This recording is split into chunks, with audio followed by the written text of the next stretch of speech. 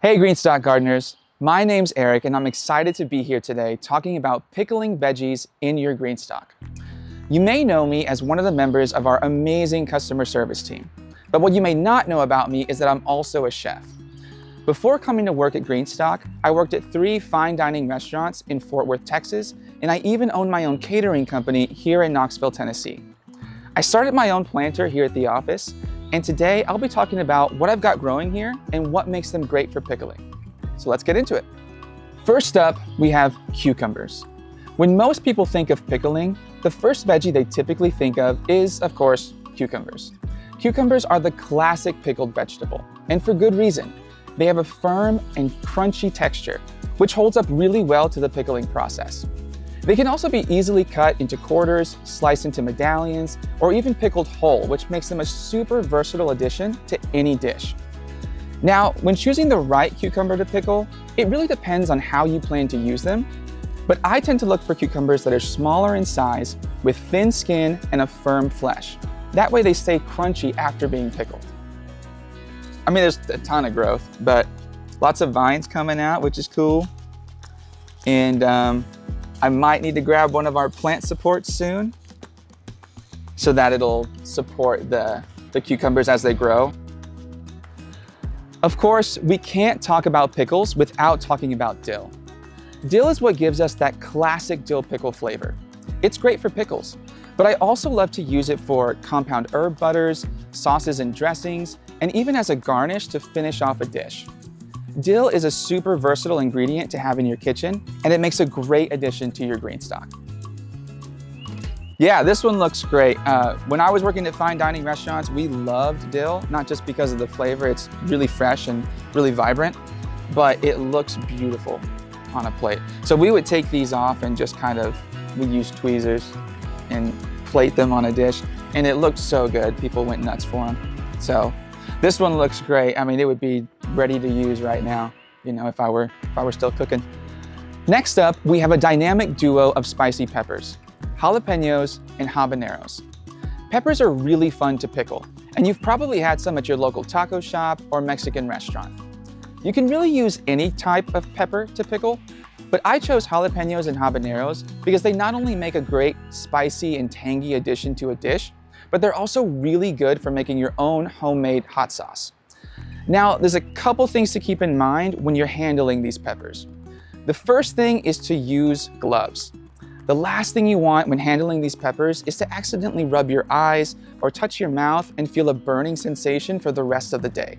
So be careful and use some food-safe gloves when prepping these peppers. What makes peppers spicy is a chemical component called capsaicin. Capsaicin is found primarily in the seeds and membranes of peppers, so I would recommend removing those for a more mild flavor.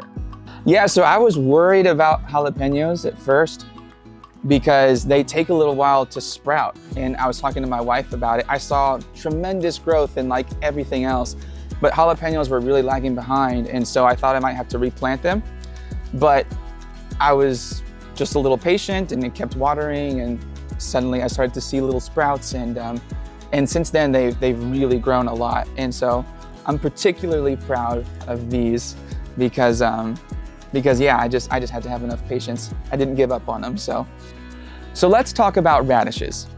Radishes have a bright and peppery flavor, which makes them really great for pickling because you can add all sorts of spices and aromatics to complement those flavors. I use them for salads, I use them as a garnish for dishes, and I love to put them in tacos as well.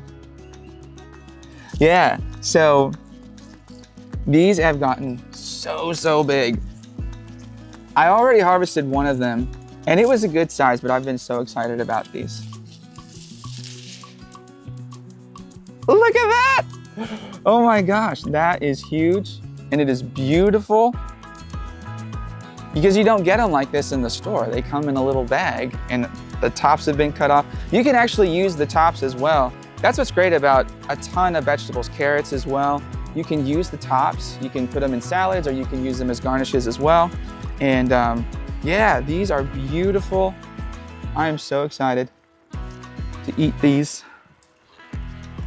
Oh man. Holy cow. Look at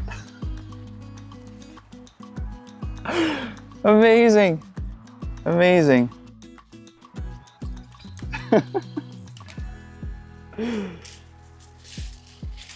Oh my gosh. That's crazy. And now I get to plant more. There you go. But look at that. Holy cow. I feel like it's like my first fish or something, you know? Our last plant choice might come as a bit of a surprise to you, but don't knock it till you try it. Watermelon. I first tried pickled watermelon at my very first fine dining kitchen job, and it quickly became one of my absolute favorites. Watermelon is mostly made up of water, which makes it great for picking up the flavor of the pickle brine. It's also a great way to reduce waste in your kitchen, because you'll actually pickle the rind of the fruit after you've used the flesh. The pickling process helps to break down the texture of the watermelon rind, making it easier to eat. I like to add ginger to my pickle brine when pickling watermelon because the earthy spiciness of the ginger pairs really well with the sweetness of the watermelon. My favorite way to use pickled watermelon is as a fun addition to a charcuterie board, but they're even great on their own as a light snack. All right, that's all we've got for now. Tune in next time and I'll show you how to take some of these plants and start the pickling process. It's gonna be a great time. If these tips have been helpful, make sure and like this video and subscribe for more vertical gardening tips. Take care and happy pickling.